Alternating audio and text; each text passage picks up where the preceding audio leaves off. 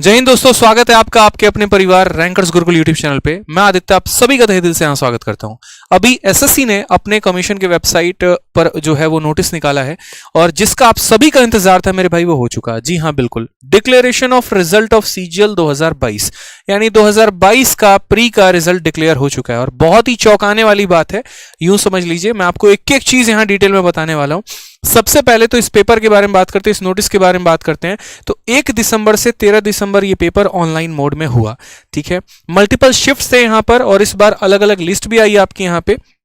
तो पेपर बहुत अच्छे तरीके से हुआ, उसमें कोई दिक्कत नहीं आई। उसके बाद सबसे ज्यादा यहां पर है कि भाई कट ऑफ कितना गया यहाँ पे, और कट ऑफ गया तो क्या इस समय कुछ थोड़ा सा एक बवाल वाली न्यूज है यहाँ पे, कुछ अलग थोड़ा सा डिफरेंट यहाँ पर देखने को पहली बार एसएससी में मिला, और वो क्या है वो भी बताएंगे। यहाँ देखो, तो पहली बात यहाँ पर लिस्ट 1 की आप कट ऑफ देखो एक बार। तो लिस्ट 1 की कट ऑफ देखोगे, लिस्ट 1 जो कि AAO का होता है, assistant audit officer, gadget post है यहाँ 4800 ग्रेड पे का। तो उसमें एससी का कट ऑफ 137 है, एसटी का कट ऑफ 131 है, ओबीसी का 152 है, ईडब्ल्यूएस 154 है और जनरल हमारा 158 है। ठीक है, इसमें टोटल हमारे 25,000 लोग जो हैं वो क्वालिफाई हुए हैं, यानी 25,000 लोगों को इसमें सिलेक्शन यानी चयनित किया गया है।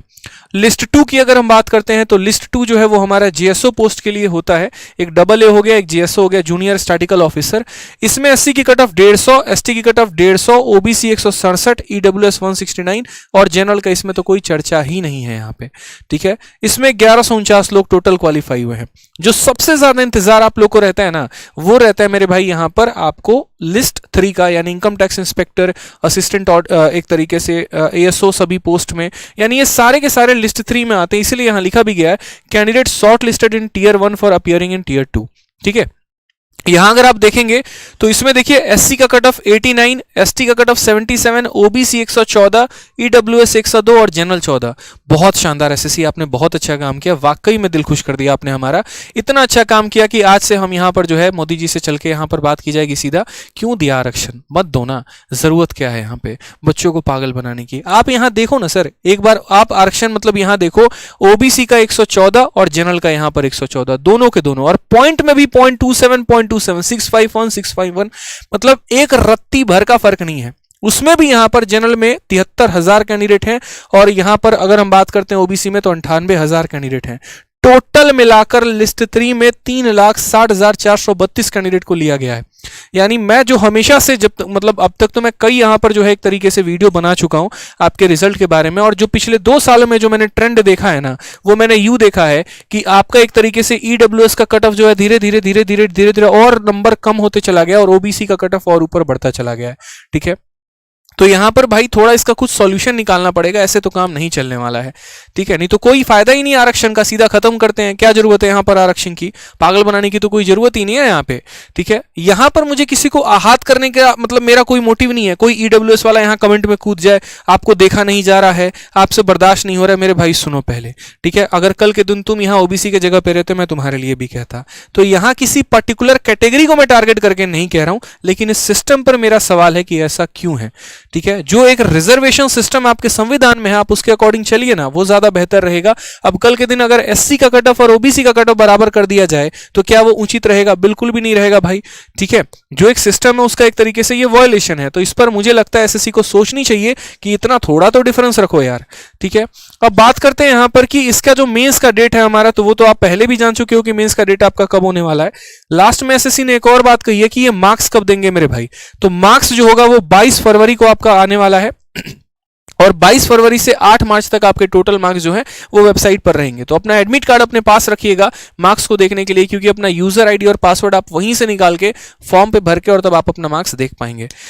ठीक है, तो एडमिट कार्ड पास में रहना बहुत जरूरी है। इसके अलावा अगर कहीं पर भी आंसर की मैं आपको फाइनली जो है वो चैलेंज वैलेंज आएगा तो वो भी अपलोड करके इन्होंने फाइनल आंसर की भी डाल दिया है। बात करते हैं मेंस के पेपर को लेकर, तो बहुत ही बेतुके तरीके से मेंस का पेपर का डेट अनाउंस हुआ। ऐसा होना नहीं चाहिए था। मतलब क्या हो रहा है कुछ समझ में नहीं आ रहा है कि पहले मेंस का डेट अनाउंस होता है फिर बाद में रिजल्ट निकाला जाता है। एक काम करिए, मेंस का पेपर भी करवा लीजिए, मेंस का रिजल्ट भी निकाल दीजिए, उसके बाद प्री का रिजल्ट निकालिएगा। आई थिंक वो ज्यादा सबसे बढ़िया रहेगा। मतलब ठीक है, आप जाग गए हैं, इसका मतलब ये थोड़ी है कि सबको ऐसे जगा देंगे कि बच्चे यहां परेशान हो जाएंगे। एक बच्चे को समझ में नहीं आ रहा, पूरा एजुकेशन सिस्टम सा हिल रखा है यार। आप ये देखो पहले, ठीक है, कि टाइपिंग भी होगा, चारों सब्जेक्ट भी पढ़ने हैं, उसके बाद यहां पर जो है कंप्यूटर भी पढ़ना है। मतलब इतनी सारी चीजें हो रखी है, एटलीस्ट कुछ तो टाइम देते सोचने का यहां पर बच्चों को। इस तरीके से तो चीज़ें नहीं होनी थी, एक ऑर्गेनाइज्ड वे में होना था। लेकिन अब जो हो गया अब उसके बारे में बात नहीं करे तो बेहतर है, वो हमें फालतू की नेगेटिविटी देगी। अभी जो हमारे हाथ में वो ये है कि जितने बचे हुए दिन हैं उनमें अपने प्रॉपर तरीके से सिलेबस को रिवाइज करना है। जितना भी समय है बढ़िया तरीके से आप उसे यूटिलाइज करिए। ये चीज़ें तो मेरे भाई चलती रहेंगी, इसमें क्या कर सकते हैं आप यहाँ पे। अच्छी बात यह है कि प्री के मार्क्स का कोई यूटिलाइजेशन नहीं होना है, क्वालिफाइंग इन नेचर है, तो बहुत बड़ा रोल नहीं होगा। यानी असली योद्धा यहाँ पर वही होगा जो मेंस में ढंग से फाइट करेगा। ठीक है, तो मेंस में बढ़िया स्कोर करने की कोशिश करिए, ज्यादा से ज्यादा मॉक टेस्ट लगाइए, ज्यादा से ज्यादा रिवीजन करिए, अपने सिलेबस पर तगड़ा काम करिए। बस मेरे तरफ से इतना ही रहेगा आपके लिए। ठीक है, बाकी और भी कोई जानकारी होगी तो वीडियो बनाकर जरूर कहेंगे। अगर मेरी किसी भी बात का आपको 1% भी हाथ लगा हो तो आपको आहत करने का मेरा कोई भावना नहीं था, मैं पहले बोल देता हूं, उसके लिए मैं पहले ही माफी मांग लेता हूं आप लोगों से। लेकिन मेरा सवाल इस एजुकेशन मतलब एक तरीके से जो ये पॉलिसी एसएससी की उस पर है, आप पे नहीं है। ठीक है, बाकी खुश रहिए, बढ़िया से पढ़ाई करते रहिए। ऑल द बेस्ट, ध्यान रखिए अपना, धन्यवाद।